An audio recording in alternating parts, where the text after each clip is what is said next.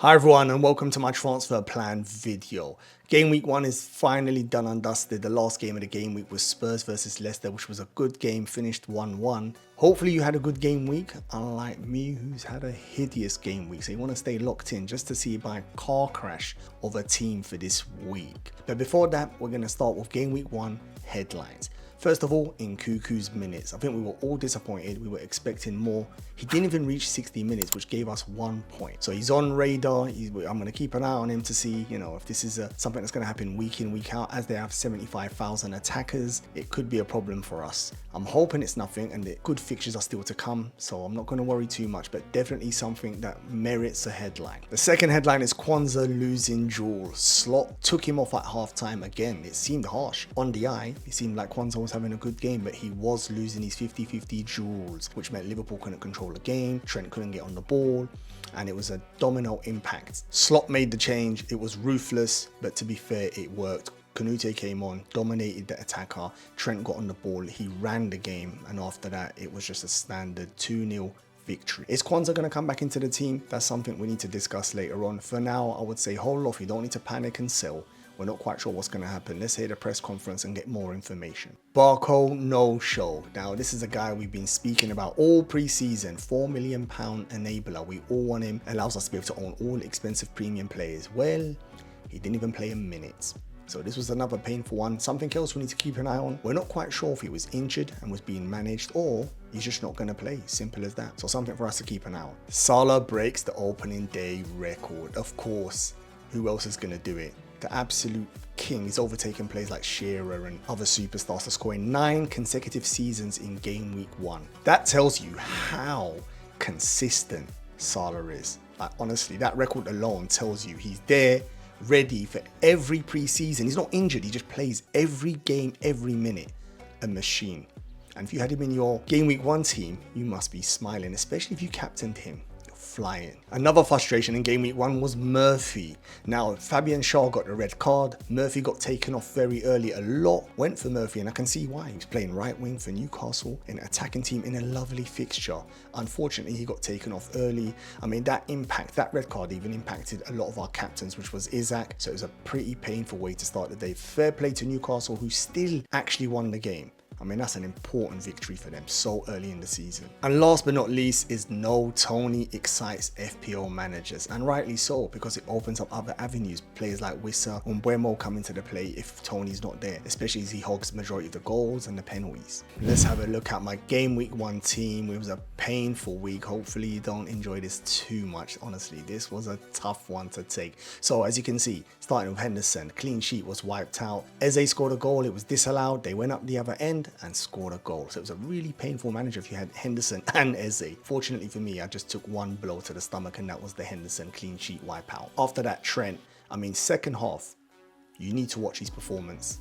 If you didn't get to see the game, please check out the highlights. He was incredible. He ran the game, and some of the passes he was making, unreal. He's one of the few players in my team that I'm not panicking about. Beside him is a player I could be panicking about, Quansah. Got taken off not winning his duels. Doesn't sound promising, and it doesn't make it better that Nkunku came on and done a really good job. Not just with the duels, but actually with the passing. So this is something I'm going to keep an eye on, but he's definitely on the list of players that could be transferred out. Hall with 5 points. Decent performance considering they were a man down so early, which really put them up against it. So fair play to him. He delivered. I mean, he was sketchy in certain moments of the game. I was thinking, oh, he's not going to manage this 90 minutes, but he gave us the clean sheet. We'll take it. He got an early yellow card, hence why it's not 6 points. In midfield, Jota the Slotter, he just delivers. I mean, he should have had 2 goals. That header, how did he miss it? How did he miss that goal? Honestly, but clean finish with the chance he got. Salah providing a beautiful pass line. You can't miss that. Bruno Fernandes. Now, this is a player who's caused me massive issues. The reason I say this, he should have got 2 goals. I was watching this game Friday night, first game of the season, super excited to have a FPL asset in this game. It just heightens that match. And he was okay. He had chances. In fact, he had so much chances. 2 of them should have been goals. And for him to come away with just 3 points, this one's a tough one to take. Nkunku, I touched on in the headlines, coming off early, getting 1 point. not a good look at all. Definitely someone on my radar and I'm keeping an eye on. If I see him, for example, in the next fixture, coming off early in the fixture after that, I'm not sure if I can keep him in my team. And the last midfielder, Gordon, what can I say? He got 3 points. I was expecting more, but to be fair, the red card destroyed any hopes of a Newcastle return for us. So I'll take that. I'm not going to judge him on that fixture at all. The red card, Fabian Schär's the one who's cost us it. He's the man responsible for this. Solanke, 2 points. Very frustrating. If you see how many chances he had in the first half. Second half, it was a bit more quieter, but in the first half, he should have had 2 returns in the first 15 minutes. So to see him come away with a blank, again, typical FPL. Haaland, 7 pointer. Surprise, surprise. Haaland scores again. Yep. The only surprise is that he didn't score 2 or 3. That Chelsea team is not ready yet. Maresca's got a big job on his hands. But yeah, he turned up, got his goal. And the last player in my starting 11 is Isak, delivering 5 points, which, you know what?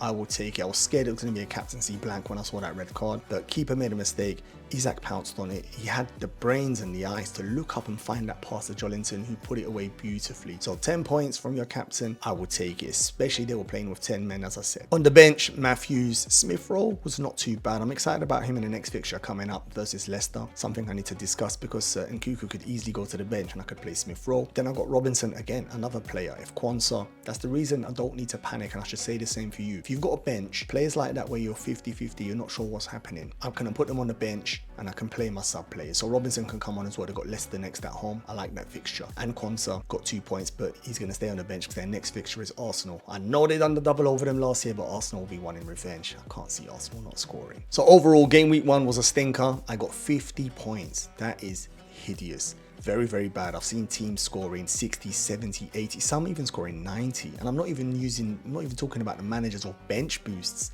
No. So this is a very, very low score. Get in the comments and let me know what you scored this game week. Now let's have a look at some early transfer plans for this team and see if I can help fix this team, honestly. First player I'm going to talk about is Eze, and I'll tell you why I'm going to talk about him. He had an excellent performance. Yes, if you just look at the stats, he only got 2 points, no goals, no assists, no bonus points. Yet he had 7 shots. His XG was 0.44, and his performance, his positions he's taken up are very, very good. I know Crystal Palace lost, but they're a good team. They still look strong from last season, so I'm expecting big things from Eze. 100% he's on my list. So for example, I've got 0.5 in the bank. If Nkunku looks like he's going to be another disaster where he's coming off before 60th minutes, I'm going to move to Eze. It's just a matter of when. Next 2 fixtures aren't the best. They got West Ham at home, Chelsea away. Predicted points are 4.75 and 3.73. Hence why it's a move I don't need to rush into because the better fixtures are still to come. But as I said, I would rather have him for 90 minutes than Nkunku with nice fixtures who only plays 57 minutes. Now the next player I'm looking at is Dominic Szoboszlai. Before I go into the details of why, if you're enjoying the content, do me a favor, drop a like and subscribe. I'd really appreciate that. Now I've already explained to you about Nkunku being a potential issue.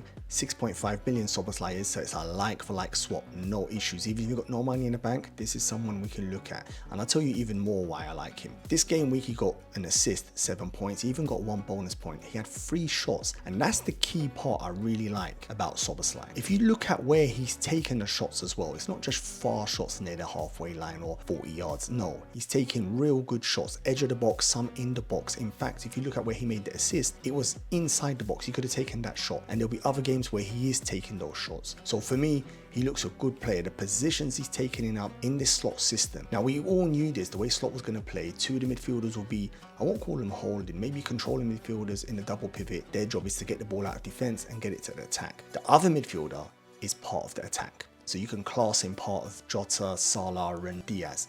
They stay up there and their job is to cause havoc. And if he's got this role, 100% is going to be a player where we're all interested in eventually. His XG wasn't the highest, 0.15, but his XA was not too bad, 0.24. Fixtures, Brentford at home, Manchester United away, 2 good fixtures, and there's more good fixtures after that. And his predicted points is 3.54 and 2.83. Now, the next pick is a bit more of an obvious pick, but at times, you don't need to fight it. And Saka is a player over the last couple of years, he's shown us he's Mr. Consistent. He's actually up there with Mohamed Salah for returning so consistently in the last couple of seasons. And to see him at £10 million, he's the player I'm highlighting. If my Bruno Fernandes pick doesn't improve and he keeps on missing those chances, I will find the 1.5 million needed to get Saka. 100% penalty takers, set pieces, playing for arguably the best team in the Premier League. It's a no-brainer. If you look at his statistics, this weekend, 12 points, 1 goal, 1 assist, 2 bonus points, created 5 chances. So it could have been more. His XG 0.36, XA 0.37, and the predicted points back how good Saka and Arsenal are. 5.27 and 6.44. That's incredible. So as I said, if he's my Bruno Fernandes potential replacement, is someone I'm keeping an eye on. I'm not going to make moves right now, but it's definitely something I'm planning. I have another attacker, Kai Havertz, and the reason for him in my transfer planning is because just say if Solanke doesn't turn up in the next couple of fixtures, then I will look to move him along. Kai Havertz is only 0.5 more, which I have that in the bank, so it's an easy move. So as you can tell, the theme at the moment, I'm identifying players in my current 11 who could potentially be issues, and I'm thinking forward, who could I bring them in? Doesn't mean I'm pressing a button and making a move now. No, you don't need to do that. This is a whole week of training and information we're going to get, so there's no need to make any moves. Havertz, like Saka, got 12 points, 1 goal, 1 assist, 3 bonus points, shots taken 5, so you could see what an impact he had in that game. Both of those players just in the heart of Arsenal's attack. They're my 2 favourite attackers before Odegaard and say Martinelli. XG 0.45 and XA 0.04. Fixtures, Aston Villa, I've already spoken about that, and Brighton at home, which is a lovely fixture. And he's predicted points, not as good as Saka's, but still decent, 3.96 and 4.76. Again, this is a player that more than likely brings you those returns. And the last attacker I'm looking at is Bryan Mbeumo. He's on my early transfer plans again for the same reason. If it's Bruno Fernandes or Nkunku, if one of them leaves my teams, this guy's a potential replacement. I spoke in the game week 1 headlines. Tony not in the squad. We know they're trying to sell him and make some money before he leaves next year on a free, which makes sense. If he does go, this guy takes the penalties, 7 million, plays very, very attacking, either through the middle or wide, always involved. He's a player we all love in FPL. This weekend, he scored 9 points, he got a goal, he got 2 bonus points, albeit he scored the goal from the one shot with a XG of 0.08, which isn't ideal, but the XA is not too bad, 0.31, so you're going to see assists further along in the season. Next fixture is Liverpool away, so you're not going to want to touch him this game week, that's for sure, but after that, Southampton at home, and the predicted points give you that picture as well. 3.43 against Liverpool, but 5.43 is predicted against Southampton, which I think if he scores 1 or 2 goals, he surpasses that comfortably. Get in the comments and let me know what you think about. Is he a flash in the pan, don't go there, too risky, a trap even? Let me know. I hope you enjoyed that video, but more importantly, I hope you found the content useful. Now, it was a painful game week for me. Hopefully it was a better game week for you.